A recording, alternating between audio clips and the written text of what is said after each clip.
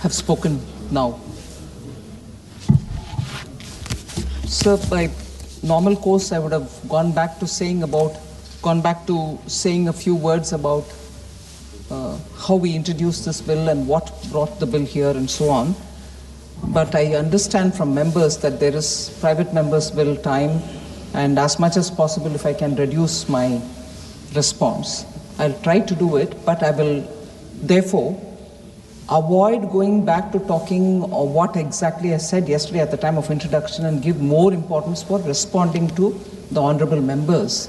So it may appear as if I'm abruptly beginning my reply, but in order to accommodate the request for private members' bill time, I will start with the responses.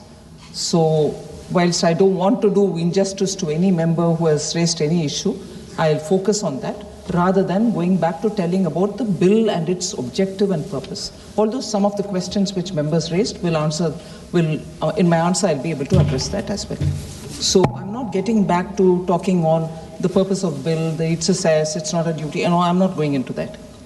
So, but I will have to, of course, speak on why this bill will have to, this bill aims at a cess which gets collected, part of which will be spent on public health, and the other part of it will go for defense-related purposes. The moment I say this, and of course there are members who have spoken about it as well, so I'm giving a clarification. Public health is a state domain. States manage public health. National defense is a Government of India domain. In the list of businesses for center and state, it's very clearly divided. So, in this day and age, where credible defense capabilities are absolutely critical for national defense, we need to raise resources to buffer the defense requirements, also because modern conflicts are dominated by precision weapons, autonomous systems, space assets, and also cyber operations. So as it is, they're becoming capital intensive. They're becoming such in nature that unless you periodically update the technology, they are not even ready for a modern day warfare. From the ramparts of the Red Fort, Honorable Prime Minister had said, Mission Sudarshan Chakra. Mission Sudarshan Chakra means building a wall of security around the country's key locations. So now the warfare is not just in the borders. Key locations will have also got to be protected.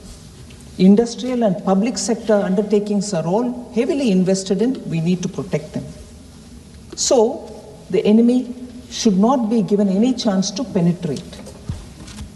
If the enemy does, our Sudarshan Chakra will destroy them. That's the capability we want to bring in. Now, during Operation Sindoor, sir, you will be aware how our three services worked together using signals, drones, and all kinds of digital technological advances that we have. We neutralized the targets without our troops even crossing the border. And without one civilian casualty, because of our acts, no civilian casualty here and even across the border. So the humanitarian line was also very clear. And this is actually the reality of modern warfare. Technology is so advanced, you need to constantly keep updating it, and tech-driven precision, as was displayed during Operation Sindoor. Precision is the key word. for which we need to invest, for which we need resources, for which we need to understand that it doesn't come cheap. And therefore, more resources towards specific objective of strengthening defense will have to be made, and cesses are normally those taxes which come with specific objectives stated up front, and that is why a cess. So therefore, this offers us a feasible mechanism to strengthen both citizens' health and military preparedness. Now, what is citizens' health? If money is being given to the states, as I said, public health is a state's domain.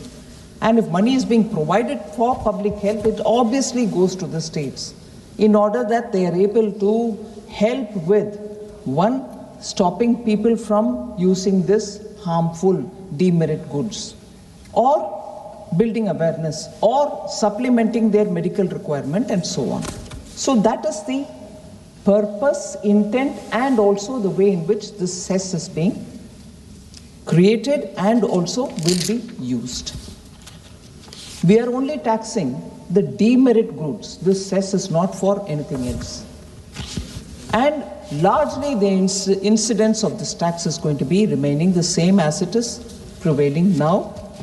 When I explained about the excise duty matter earlier, I explained as to what is the World Health Organization's affordability index in using items like cigarettes. We are far below the global benchmark, and therefore we have to increase so that it doesn't become affordable for people who are using these demerit goods. So the scale of the tax reform, I want to have a word said on that. Now, I heard honorable members speak saying this government has become so desperate that it wants to raise taxes through such cesses, and on pan masala you want to levy a tax, and that to levy on pan masala for defense. Have you become so desperate? I just want to, respond to them, sir. It is the duty of any finance minister to raise revenue so that the various competing demands are met. But here is a government which has already given away its fiscal space in very many ways to coming within 1 year. Sir, I don't want to do any comparison, particularly having achieved this kind of a level with the Prime Minister's guidance. Absurd levels of income tax prevailed in this country. 95% tax was on income. So my comparison with that will be absurd. Why? Because within 1 year, we gave a huge reduction in income tax. The earlier number was 7 lakh, and probably with all the other deductions, it would have come to 7.76. So people earning up to 7.76 had nothing to pay as tax, income tax. And there were a lot of speculation saying we'll probably go up to 8, 9, 10. We went up to 12. And today probably even 12.26 lakh tak you have no tax to pay. That is on the one hand. And on the other, in the same year, we, with the approval of the GST Council, I'm grateful, I'll never miss an opportunity to thank all the members of the GST Council. They agreed for a sweeping change in the GST that common man items have all become cheap. Across the board, no item was excused. Every finance minister and the GST Council came together to agree for it.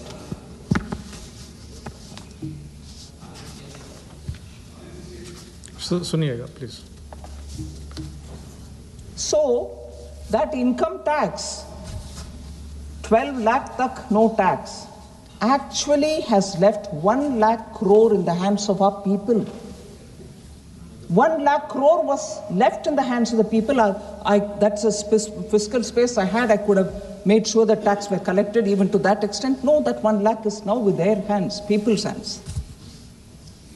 So, at no point in India's free history, 1947 upwards, within 1 year, both direct and indirect tax have been reduced in this substantial level. And I'm happy to stand here to say I had the fullest guidance and support of Honorable Prime Minister that we were able to do it. Now, at this time,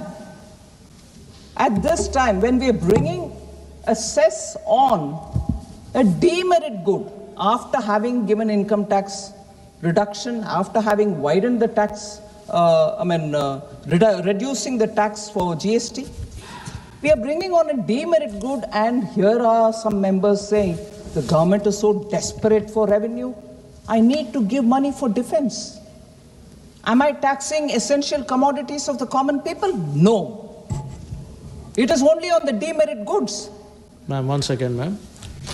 माननीय सदस्यों, सभा की सहमति हो तो private member bill इस विधेयक पर सभा के निर्णय के पश्चात ले जाए। कल बात हुआ था इस पे agreement. Thank you so much madam. आप लोग तारीफ करना चाहिए फाइनेंस मिनिस्टर इतना। नहीं okay madam may continue ma'am. Double करो। So, pan masala like item, sir, I'm sure not one member of this house is suggesting that pan masala must be made affordable. No one is suggesting that. Not at all. So, हाँ, वो अलग बात है जी, वो अलग बात है। अच्छा बात है। So, they should not enjoy normal tax, and no serious argument exists to defend that kind of a thing, sir. So the money being collected from pan masala going for defense, I can't see whether money is fungible, sir. I will collect it, I will use it for defense, I'll use it for road building, I'll use it for... Sorry? I'll give you the number-wise details, sir. Please patiently wait. I'll give you every number on every cess collected and where it has gone. So, sir, नहीं लंबा नहीं होगा क्योंकि private bill है, private members bill है, मगर जवाब तो मिलेगा. Sir, therefore, collecting revenue and making sure your nation is well defended, I think is a right duty of every government, and that's what we are doing here.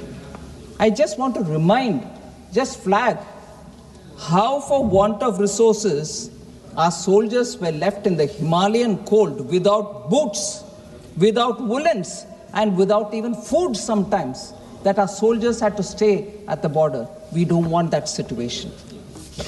We couldn't even procure artillery guns for a period of 30 years after that episode of Bofors. Nobody had the courage to go and buy any more because they thought scandal, anybody will mark them and accuse them. So everybody stayed back. We didn't even procure.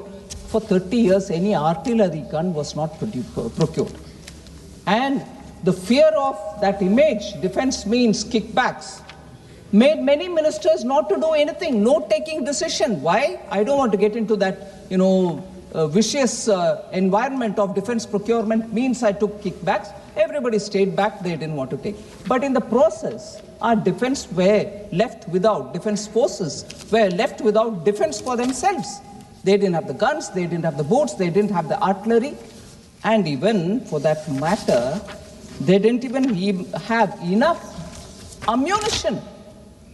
So that was the state. I can go to every detail of, who said what at that time, to say, for reasons that we don't have money, we are not able to procure. Honorable Minister had said that statement in this house. I'm not able to procure because I don't have money. I'm not going into the details. But everybody knows the moment I say this as to who I'm referring to. So the capability gap which the defense suffered from, it took a long time for restoring that kind of a preparedness of our armed forces. Kargil conflict suffered because of that. Retired army generals have said how army followed a bottom line approach due to budgetary constraints from early 1990s. As a result, army was holding only 70 to 80% of authorized weapons. ammunition and equipment. We don't want that stage ever in India back again. There are many instances, sir, for the sake of honorable members who wanted to quickly finish this and concentrate on the private member bills. I will only quote one, CAG report. 2015, the report came out in 15, but it pertains to the year 2013. Army's ammunition reserves were at a crisis level. Against the official requirement of stocking 40 days of war reserves, 125 of 170 ammunition types fell below the 20 days supply. Shockingly, half of all the ammunition types had stocks for less than 10 days of intensive warfare as of March 2013, sir. So that's the level into which our armed forces were depleted of their resources. We can't afford that. And therefore, we want to have consistent, regular, steady flow of income so that we are able to give that to defense purposes. There's one other example which always makes me feel very depressed. 2011 report by the CAG painted a very dismal picture of our coastal defense, citing ad hoc planning and huge manpower and equipment shortfall. The Indian Coast Guards, entrusted with much of the coastal security, sir, was operating barely half its required strength. Only 65% of the needed patrol vessels were with them, and 48% of the required aircrafts were in service. So that is the kind of lacunae that we faced. We don't want that situation. We should be able to provide for our defense far more efficiently and steadily.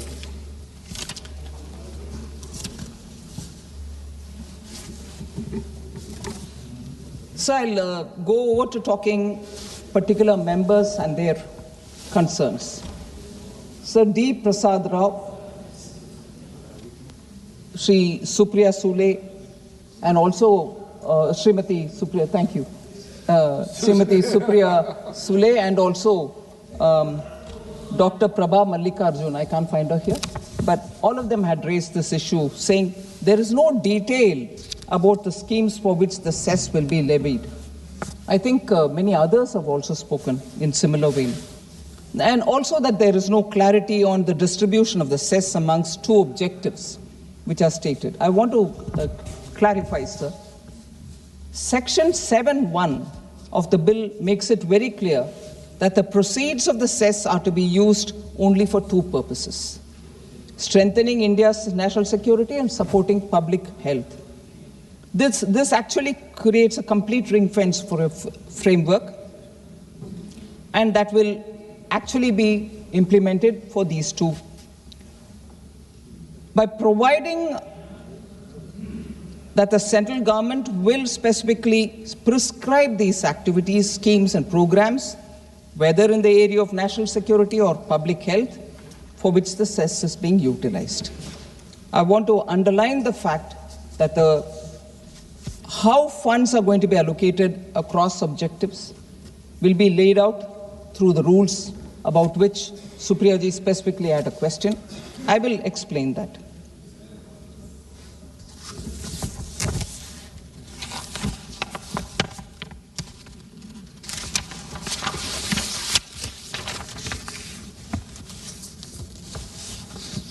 Even before I do that, several members again, Dr. Sumati, who's here, Dr. Alok Kumar Suman, and even Honorable Member Supriya Sule had raised this issue. Does the center have the right to even impose cess? Where does it come from?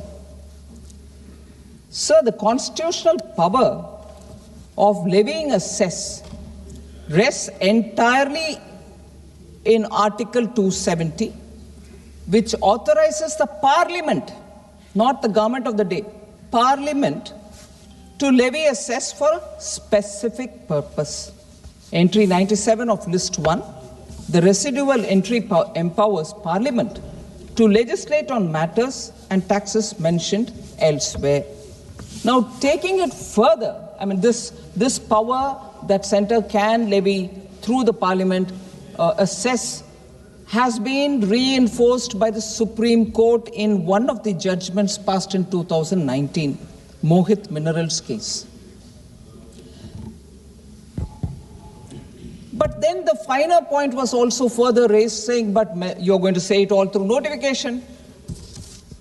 Will there be a CAG? Because this money will go into the public fund, into the consolidated fund. So what happens?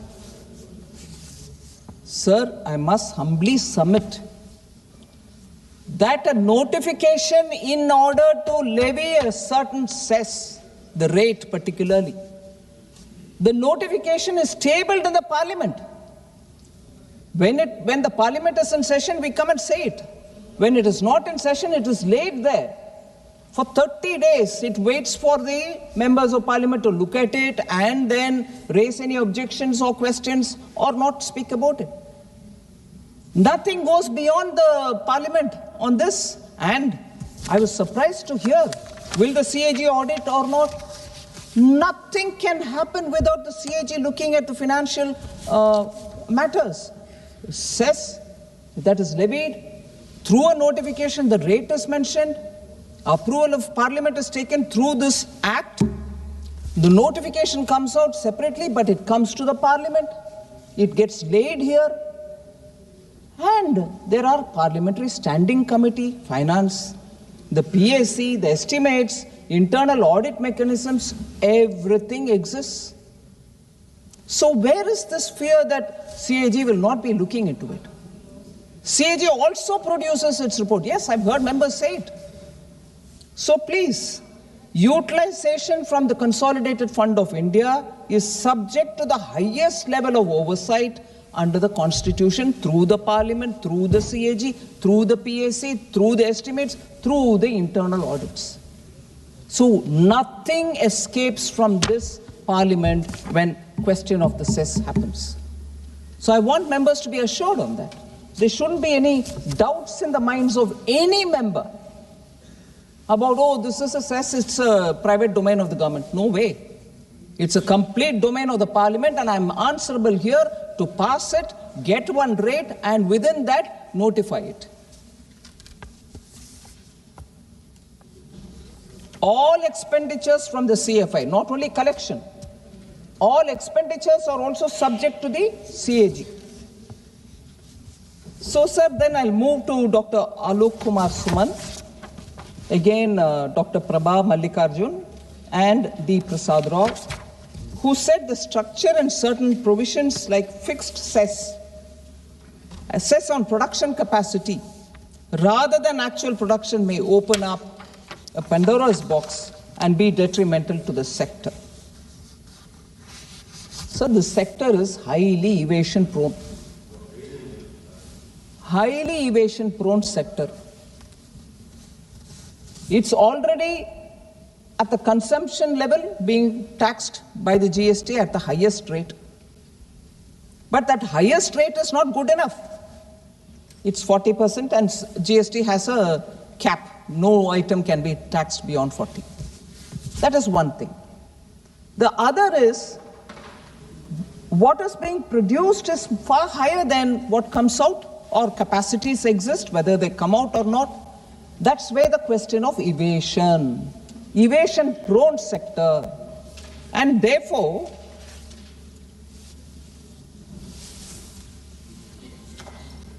we didn't come out with production capacity as a newer parameter based on which the cess can be levied. Even the central excise tax, the duty gets levied, central excise, on production capacity. It's been existing for a very long time. Excise law in this country is old. Since 1940, 41, 43, 44. So the capacity-based taxation is not new. Courts have also recognized that this is an evasion-prone area. Machine-driven sectors such as chewing tobacco, pan masala, actual production was difficult to measure, and therefore a capacity-linked levy was an administratively sound and legally valid method for collecting duty has been established even in the courts. So this machine-based duty is not new, but rather an established mechanism previously applied for tobacco and pan masala sector also. So then Dr. Sumati had raised this issue that the situation under which tax can be doubled needs to be clarified up front, and the provision mandating no requirement to come to the parliament seems arbitrary. No requirement to come to the parliament does not exist, ma'am. We have to come to the parliament. We have to lay the notification. Sorry?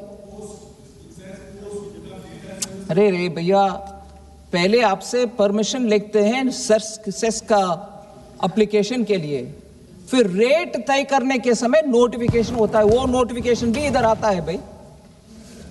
So sorry, I'm sorry to, my Hindi is very lay. Bhai साहब ऐसे होता है, I didn't say that, but sorry. डांट नहीं रहे हो, नहीं डांट नहीं रहे हो, प्यार से बता मेरा हिंदी का कमजोरी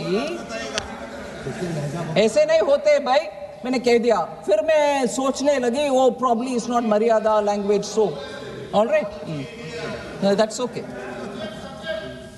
So the power to double the tax rate is only for emergency, doubling, and accordingly the provision has been incorporated in the Act for prior sanction of the Parliament. Prior sanction of the Parliament. Similar powers exist in other taxation laws also. And what we are doing now is nothing new or nothing unique. And moreover, this section mandates that we can do it only in public interest. So we can't be doing it just for some frivolous reason. So again, Dr. Prabha Mallikarjuna and Supriya Suleji and Prasad Rao from TDP. So the power to add new goods to the schedule without requiring to come to the parliament seems arbitrary and appears to be undermining the parliamentary processes.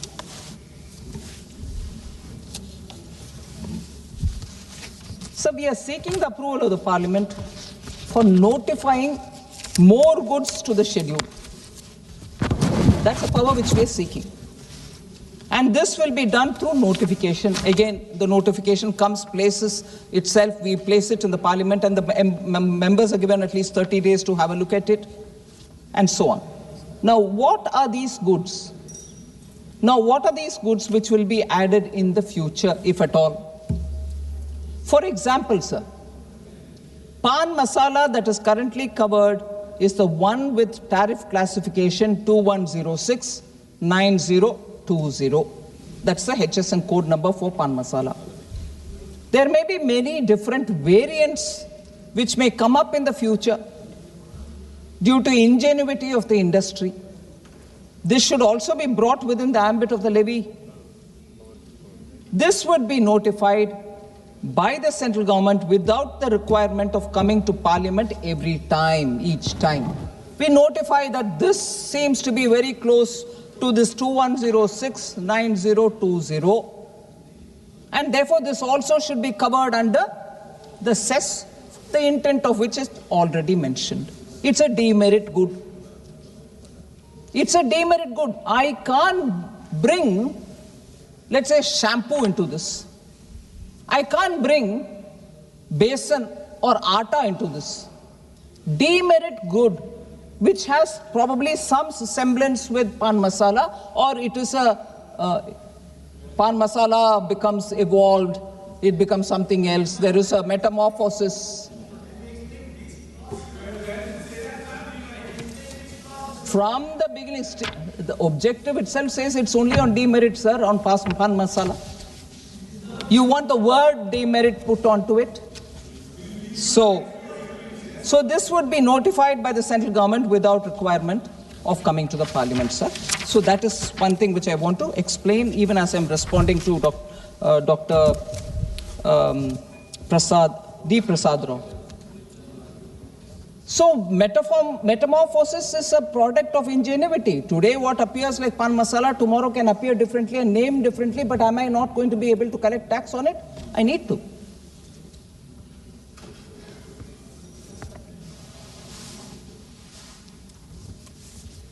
So this issue of demerit, the statement of objects and reasons makes it clear that the proposed cess is carefully confined to the production capacity of specific demerit good, namely pan masala.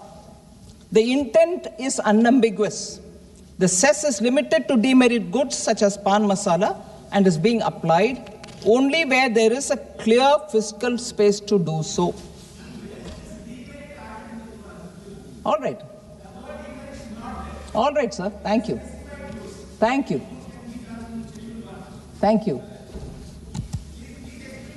All right, thanks. I've been explaining a lot of... I've heard you. Would you want to listen to me, please, for a minute? I've heard you. And in fact, sir, like the way you responded when you were talking as I came in, for every issue that you've raised, even on the previous, because you mentioned the previous, I have responded. And even now, on this bill, I'm sorry to say, you have misled the House, and I'm answering. There is absolutely no intention to step into the domain of GST taxation, sir, which remains exclusively with the GST Council. The design of the levy fully respects the constitutional scheme while enabling the government to mobilize resources for priority national objectives. Dr. Alok Kumar, I'm not sure if he's here, can the cess be imposed on advertising of specified goods? Was a question that he raised. Advertising is a service and is subject to the GST. Already it is subjected to GST. There is no proposal to include advertising in this cess.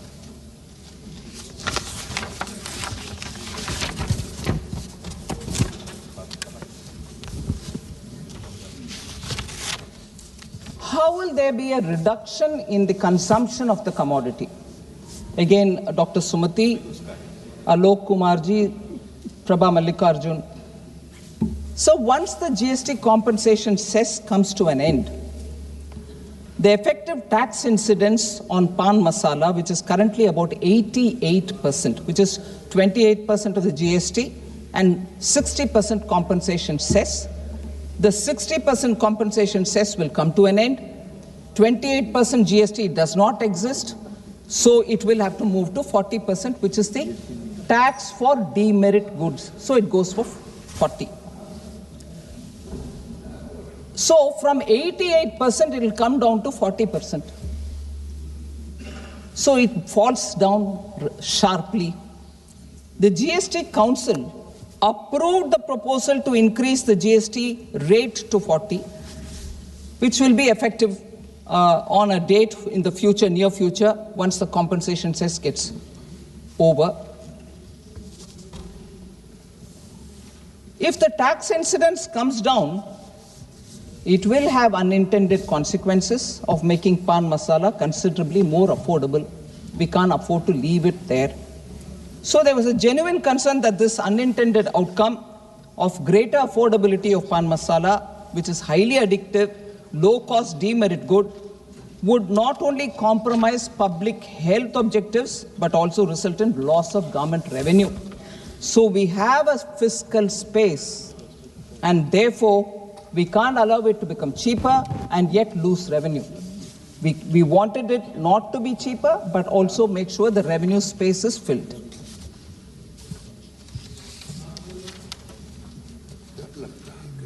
So the name of the cess was a matter which was also raised.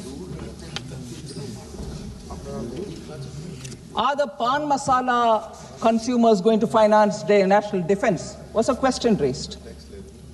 It's neither in the design nor in the intent. As I said, tax can be collected, it will be used, money is fungible. So there was also this observation which I think is very important and for which I will respond. Sweeping discretionary powers like inspection and abatement to be done by officers, have been provided. This will increase Inspector Raj. It was a very legitimate question many honorable members had. I want to respond, sir. Pan masala has been long one of the most evasion-prone sectors. Even genuine manufacturers repeatedly express concern about spurious, illegitimate supplies that distort the market.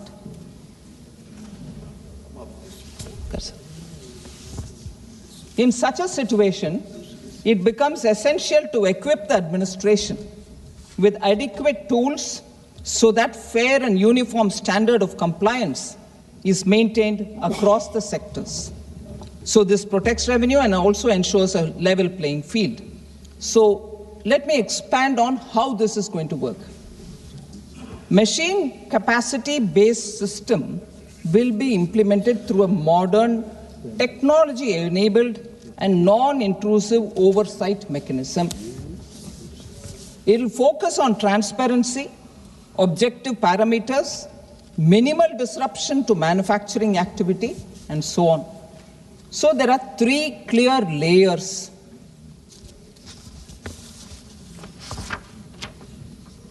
First, it will be on a self-declaration.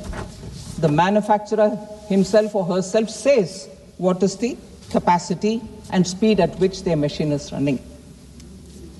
They will also be allowed that if they need to change anything in the first declaration that they give, they will be in a position to change any addition or correction that they have to do.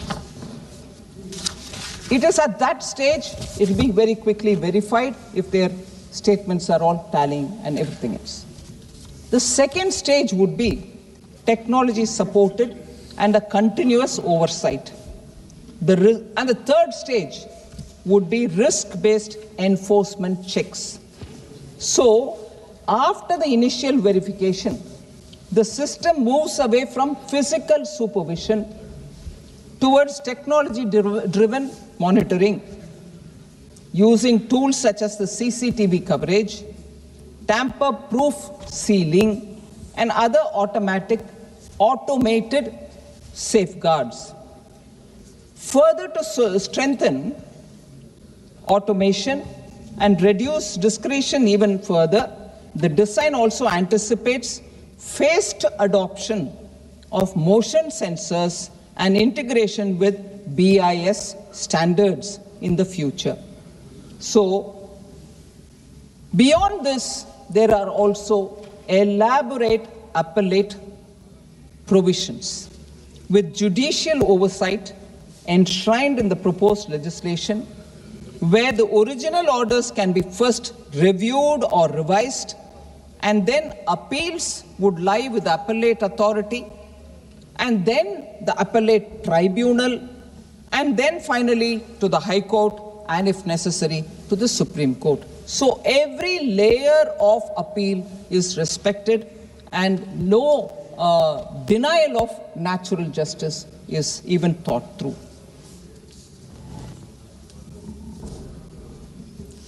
Sir, all these proposed levies are after a detailed study of the entire manufacturing process, because there were concerns voiced by many members saying a fixed levy on machine, irrespective of the produced quantity, will be detrimental for the small manufacturers. I want to address that concern of members about the small manufacturers. We did a detailed study in the ground, sir. The levy is designed based on the machine capacity, taking into account the speed of production and the weight of the individual packing that is produced by the said machine. Therefore, each owner of the machine will be charged based on the size and quality of the machine. However, first of all, in the GST itself, small units come under composition, so they don't have taxes levied on them if they're below a certain number. we have a progressive structure here. So we clearly, if I were to take an example, a machine producing up to 500 pouches per minute, with each pouch having a certain grammage, they will have to pay a certain amount. So like that graded fashion, we have assessed each of the machine and their speed and the total grammage that will go into each of the pouches and then decided on the tax. But however, I need to underline the fact there is a separate category for manual processing. So the small units come under it. What special steps have we taken for those taxpayers who are into manual production? I'll just take a minute to explain that, sir. Based on a detailed study of the sector, the amount of cess for a unit which is engaged in wholly manually processed pan masala, handmade, has to be kept at 11 lakh rupees per factory. This is only 10% of the lowest cess amount applicable on the machine-based process. So the wholly man-made items are being given a very concessional treatment so that they are not affected. Although we are not encouraging people to shift into manual process and still be producing pan masala. So there is an element of deterrent. This will ensure that a unit engaged in handmade processes is not discouraged, but at the same time, they shall not be incentivized. So final bit, which is very important, on the cess collection till now. You're bringing one more cess. What happens to the cess that were collected earlier? Did you distribute it? You're sitting with a lot of collected cess, which is not given. I'll give you details, sir. So, cesses are not new, first of all. Article 270, I said, gives the union the power to levy cesses. But cess is always collected for a specific purpose.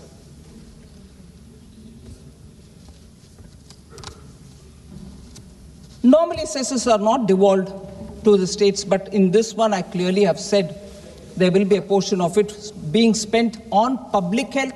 And since public health is a state subject, the money will go to the states.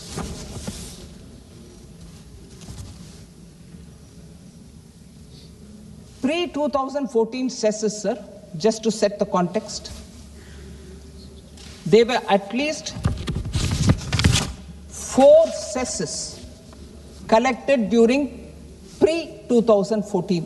So it's not as if 2014 we came into power, Prime Minister Modi thought, don't give money to the states, collect cess. No, cesses existed even before. Cess on crude oil had been imposed under the Oil Industry Development Act 1974. This cess has been prevalent since 1970s.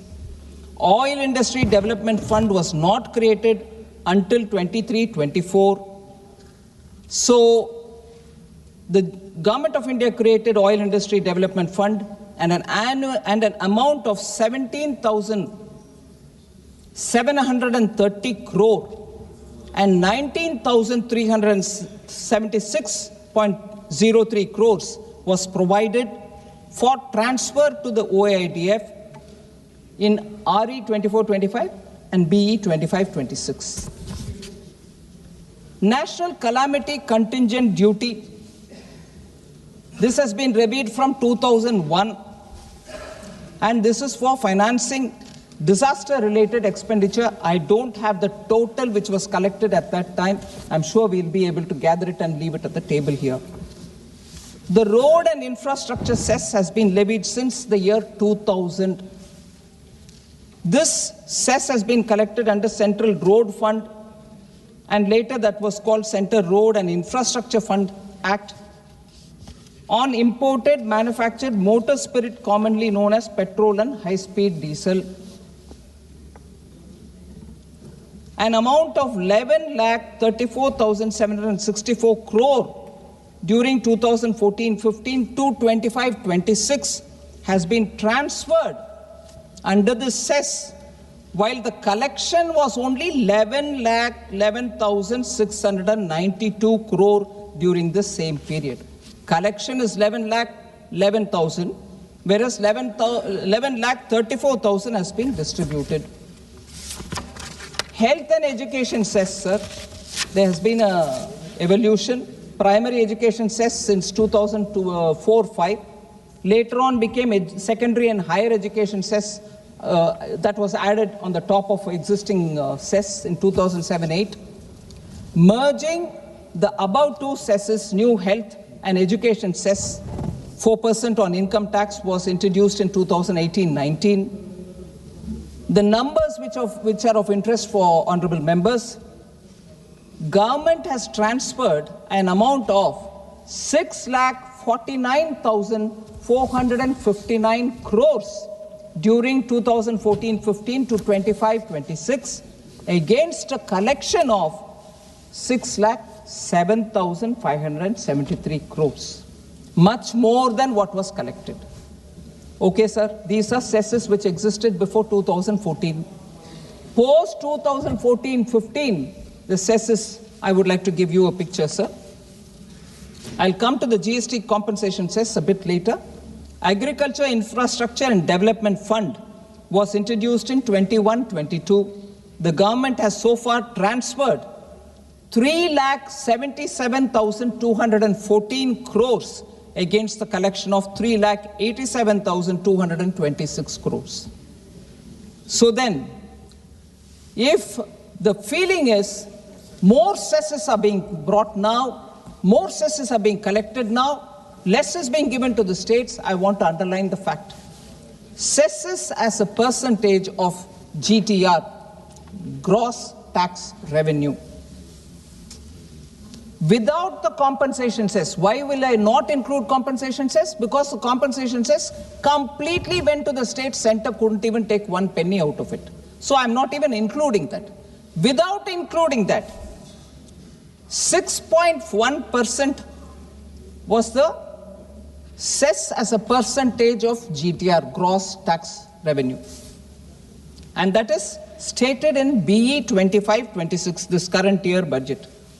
This is far lower than the cess, which as a percentage of GTR, if I take 2010 to 14, those years, sir, how much was cess to GTR at that time, 2010 to 14? 7.0%, 7%. Whereas what we are doing now is 6.1. And गाली गलौज हमारे ऊपर, वो collect किए 7%, हम collect कर रहे हैं 6.1, मगर हाँ सेस कलेक्ट कर रही हो, आप ही रख रही हो.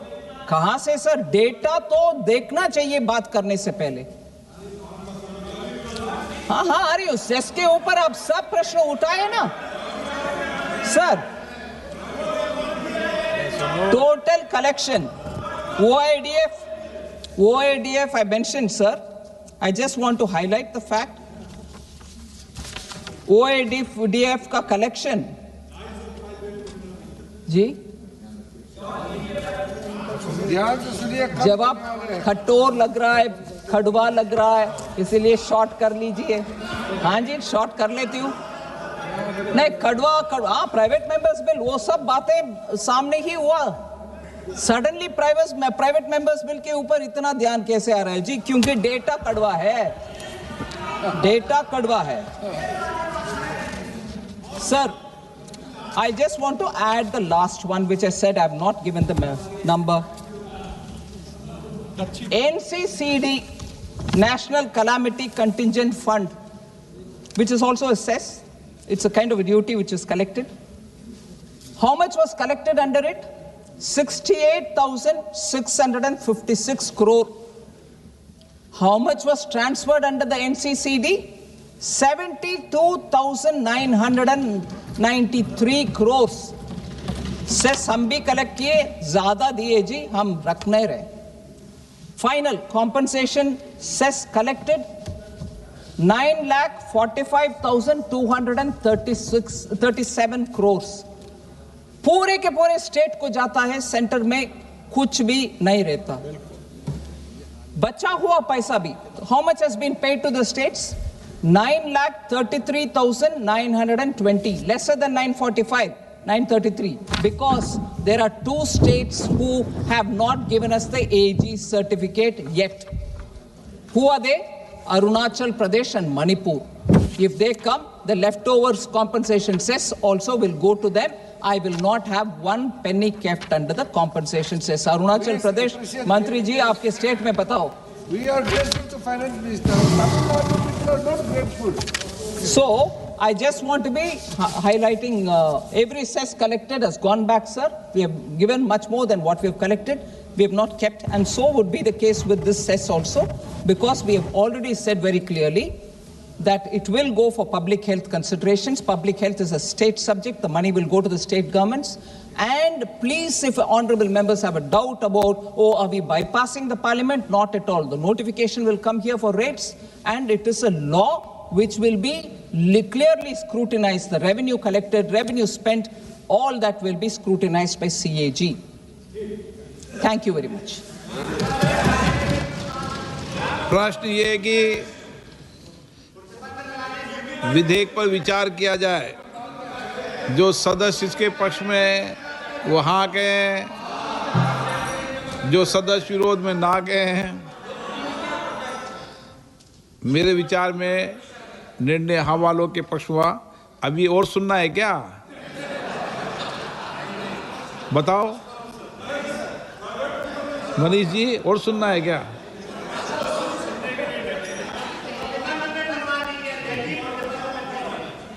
मेरे विचार में निर्णय हाँ वालों के पक्ष हुआ। हाँ वालों के पक्ष हुआ। विधेयक पर विचार करने हेतु प्रस्ताव को स्वीकृत किया गया। अब सभा विधेयक पर खंडवार विचार करेगी। विशाल पाटिल।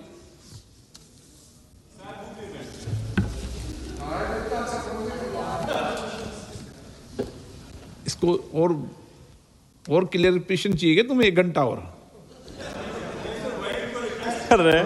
प्रश्न ये है कि विशाल पाटिल द्वारा प्रस्तुत संशोधन संख्या 1 को स्वीकृत किया जाए।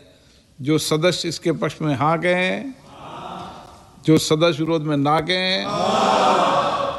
मेरे विचार में निर्णय ना वालों के पक्ष हुआ। ना वालों के पक्ष हुआ। संशोधन अस्वीकृत हुआ। प्रोफेसर सौगत राय, संशोधन संख्या 19।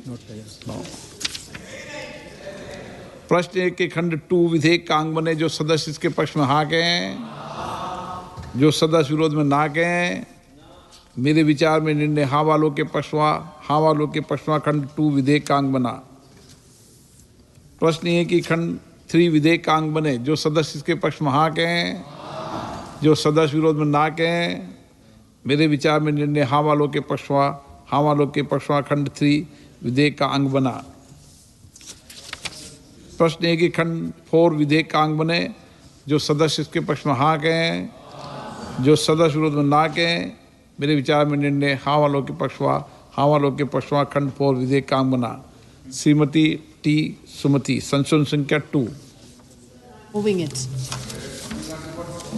प्रश्न है कि श्रीमती टी सुमति द्वारा प्रस्तुत संशोधन संख्या 2 को स्वीकृत किया जाए। जो सदस्य इसके पक्ष में हाँ कहें, जो सदस्य विरोध में ना कहें। मेरे विचार में निर्णय ना वालों के पक्ष हुआ। ना वालों के पक्ष हुआ। संशोधन अस्वीकृत हुआ। प्रश्न है कि खंड 5 विधेयक का अंग बने।